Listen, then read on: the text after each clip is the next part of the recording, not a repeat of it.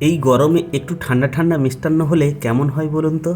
মাত্র 5 মিনিটে বানিয়ে ফেলুন রেস্টুরেন্টের মতো ক্রিমি আর মজাদার ম্যাঙ্গো পুডিং।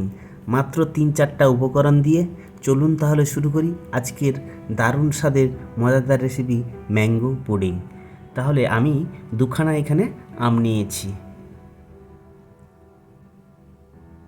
এই দুখানা আমকে আমি এইভাবে কেটে নেব। হ্যাঁ, আমি এখানে আটিগুলোকে বাদ দিয়ে দিচ্ছি। এবার মিক্সার জার নিয়েছি আর একটা চামচের মাধ্যমে আমগুলি তুলে নেব। এইভাবে সব আমগুলি আমি তুলে নিয়েছি এইভাবে। এবার দিয়ে দিচ্ছি আমি 3 চামচ চিনি।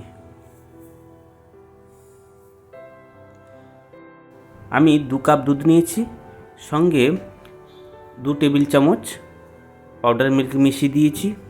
দিয়ে ভালোভাবে ফুটিয়ে 1 কাপ করে নিয়েছি। দিয়ে আমার সঙ্গে মিশিয়ে দিয়ে একসঙ্গে গ্রাইন্ড করে নিলাম মিক্সচার। আমি একটি পাত্রে মিশ্রণটা ঢেলে নিয়েছি। ইন্ডাকশানে আমি ফুটিয়ে নেব আর কি। মিডিয়াম আঁচে আমি বেশ কিছুক্ষণ নাড়তে থাকবো। আর এদিকে 2 চামচ কর্নফ্লাওয়ার নিয়েছি, অল্প একটু জল মিশিয়ে দিয়ে গুলে নিচ্ছি। দিয়ে আমি অল্প অল্প করে দিয়ে ভালোভাবে মিশিয়ে নেব। বন্ধুরা, রেসিপিটা ভালো লাগলে লাইক শেয়ার কমেন্ট করতে ভুলবেন না। অবশ্যই চ্যানেলটিকে সাবস্ক্রাইব করবেন আর পাশে থাকা বেল আইকন দিয়ে পাশে থাকবেন। দেখুন আমার এই মিশ্রণটা রেডি হয়ে গেছে। কতটা ঘনত্ব দেখুন। আমি এখানে ঠান্ডা করতে রাখবো। ততক্ষণে আমি একটি পাত্রে অল্প একটু জল নিয়েছি আর সঙ্গে চিনি 1.5 চামচ মতন নিয়েছি। দিয়ে আমি হালকা আঁচে আমি নাড়তে থাকবো।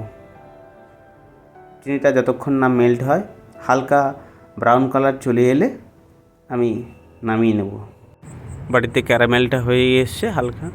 আমি বাটিতে মিশ্রণটা ঢেলে অল্প করে ক্যারামেল দিয়ে দিচ্ছি। আপনার বাটিতে প্রথমেই দিলেও খুব ভালো হয়, তো আমি দিইনি। দেখুন, এবার আমি ফ্রিজে রেখে দেবো, নর্মাল ফ্রিজে রেখে দেবো 1 ঘন্টার জন্য। 1 ঘন্টার পরে দেখুন কত সুন্দর হয়েছে, শক্ত হয়ে গেছে, খেতেও খুব ভালো লাগবে। বন্ধুরা, আজকে ভিডিও এই পর্যন্ত। পরের ভিডিওতে আবার দেখা হচ্ছে। সবাই সুস্থ থাকুন, ভালো থাকুন।